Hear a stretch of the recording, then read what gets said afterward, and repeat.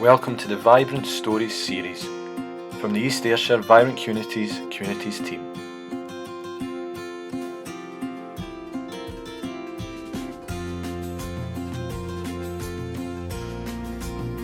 New Cumnock beforehand, many a time I've been told that it's been like a time warp when people are driving through it. That they always thought that it was beginning to get quite dilapidated, and it was quite true because we had quite a number of old buildings.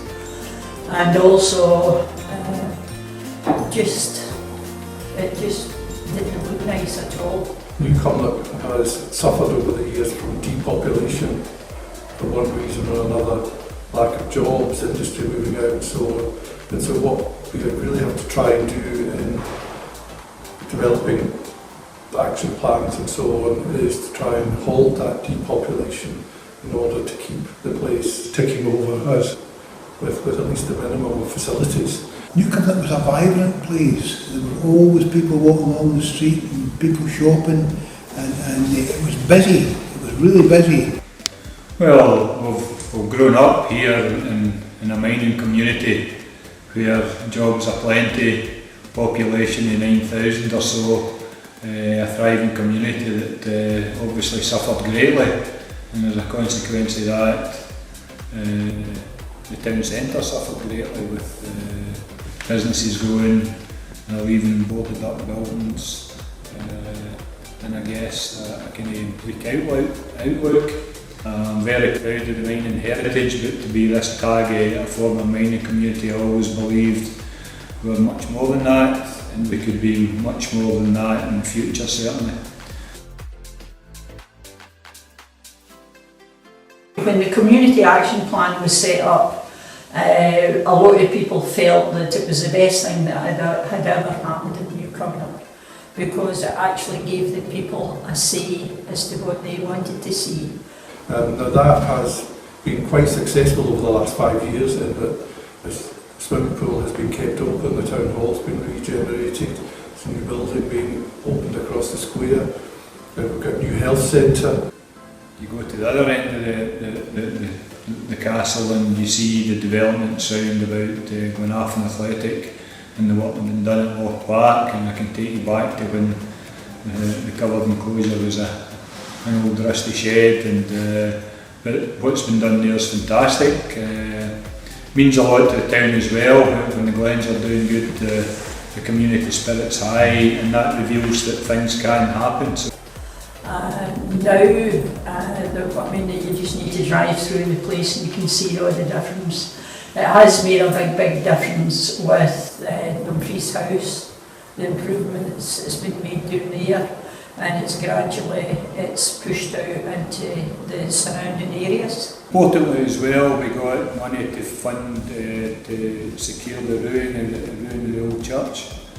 The parish of New Cumnock split into two in 1650, so Old Cumnock and New Cumnock were created at the same time, and we were called New Cumnock because we needed to build a new church here. And we're fortunate that the ruins of that still stand here. Due to the flooding, twice we were flooded within 2 years on the same day.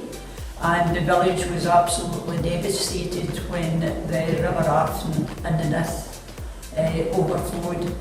There was a lot of damage done, and through that, the second one in particular, I decided that I would call a meeting and try and set up a resilience group, which we eventually did.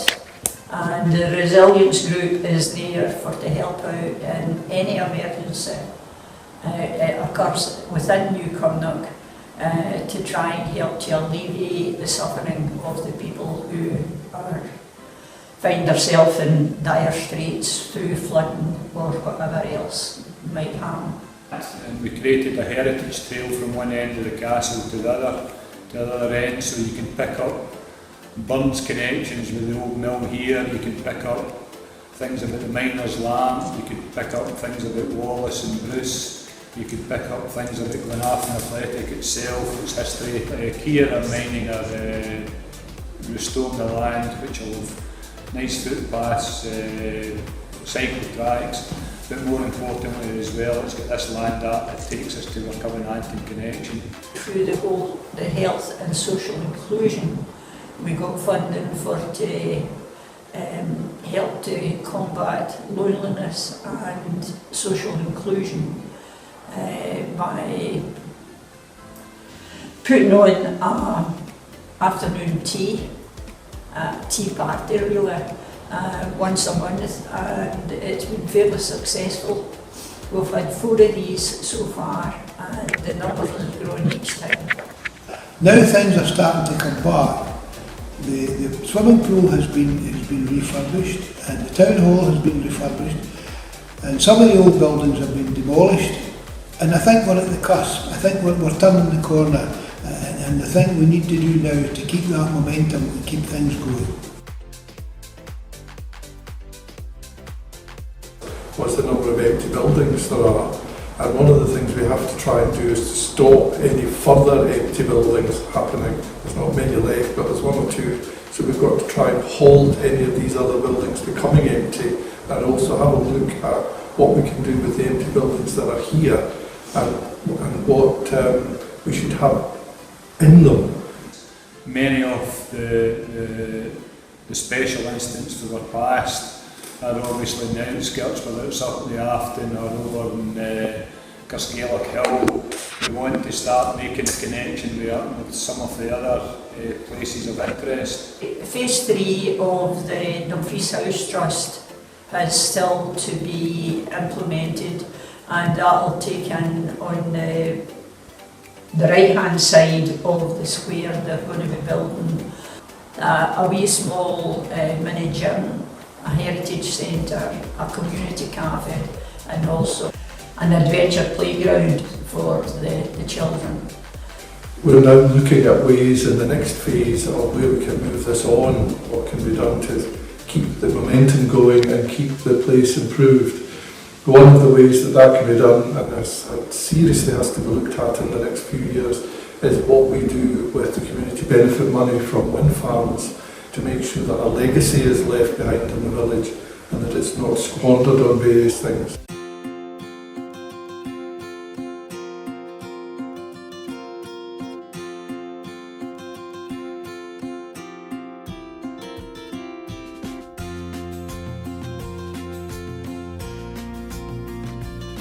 You can find out more information about Vibrant Communities and the work of the Communities team at the following links.